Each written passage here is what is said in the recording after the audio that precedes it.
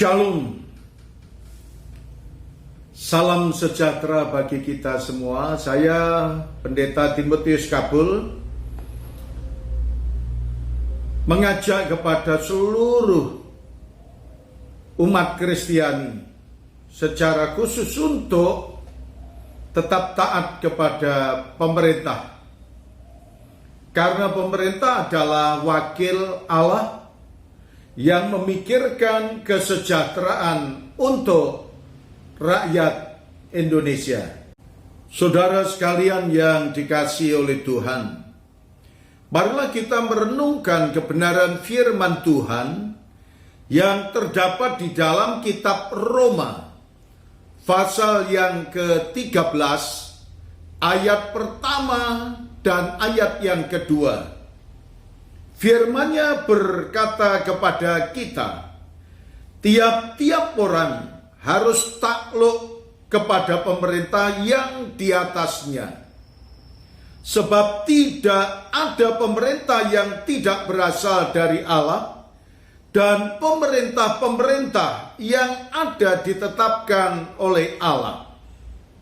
Sebab itu barang siapa melawan pemerintah, ia melawan ketetapan Allah, dan siapa yang melakukannya akan mendatangkan hukuman atas dirinya. Dalam kitab Ibrani pasal 13 ayat 17 yang berkata kepada kita, taatilah pemimpin-pemimpinmu dan tunduklah kepada mereka, sebab mereka berjaga-jaga atas jiwamu, sebagai orang-orang yang harus bertanggung jawab atasnya. Dengan jalan itu mereka akan melakukannya dengan gembira, bukan dengan keluh kesah. Sebab hal itu tidak akan membawa keuntungan bagimu. Saudara sekalian, kita tahu bahwa pemerintah wakil Allah. Maka dengan peraturan-peraturan yang dikeluarkan oleh pemerintah, yaitu untuk mengatur kesejahteraan umat. Imamat pasal yang ke-13 ayat yang keempat dan yang kelima. Bagaimana cara mengatur kesehatannya? Berkaitan dengan seseorang yang kena sakit kusta, sakit kulit, sakit panu, dan orang yang sakit diatur sedemikian rupa. Tetapi jikalau ada pada kulitnya itu hanya panu putih dan tidak kelihatan lebih dalam dari kulit, dan bulunya tidak berubah menjadi putih, imam harus mengurung orang itu 7 hari lamanya. Isolasi mandiri selama 7 hari. Kemudian sesudah 7 hari diperiksa lagi oleh imam. Ayat yang kelima, Imamat 13 ayat yang kelima. Pada hari yang ke-7 haruslah imam memeriksa dia. Bila menurut penglihatannya penyakit itu masih tetap dan tidak meluas pada kulit, imam harus mengurung dia 7 hari lagi untuk kedua kalinya. Jadi isolasi yang kedua itu juga 7 hari. Isolasi yang pertama 7 hari, isolasi yang kedua 7 hari. Dan itu diperiksa, kalau itu sehat, akhirnya boleh keluar. Dan sama seperti pada waktu Nabi Musa diperintahkan oleh Tuhan untuk memberikan korban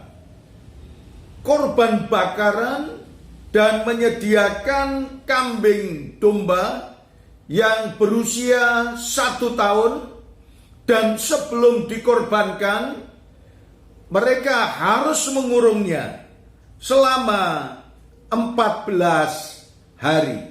Keluaran 12 ayat yang ke-6. Kamu harus mengurungnya sampai hari yang ke-14 bulan ini. Lalu seluruh jemaah Israel yang berkumpul harus menyembelihnya pada waktu senja. Dan saudara sekalian, luar biasa, kata 14 dipakai berulang kali.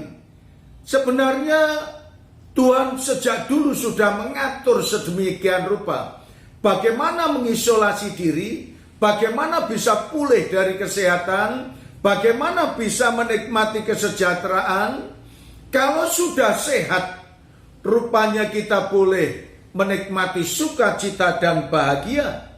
Tetapi bagaimana kalau mereka yang tidak taat terhadap peraturan-peraturan?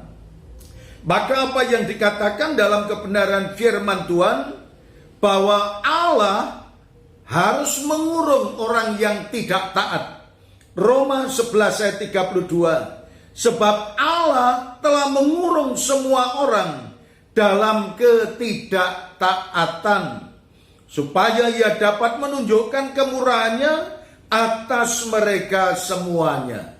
Orang yang tidak taat dikurung, tetapi bukan untuk diabaikan, bukan untuk disengsarakan, tetapi dibimbing agar mereka boleh menikmati pemulihan kembali. Maka dari itu saudara sekalian, PPKM darurat ini adalah sarana untuk memulihkan keberadaan umat. Jangan sampai sakit penyakit itu bertambah banyak, tetapi akan berhenti sesudah 14 hari.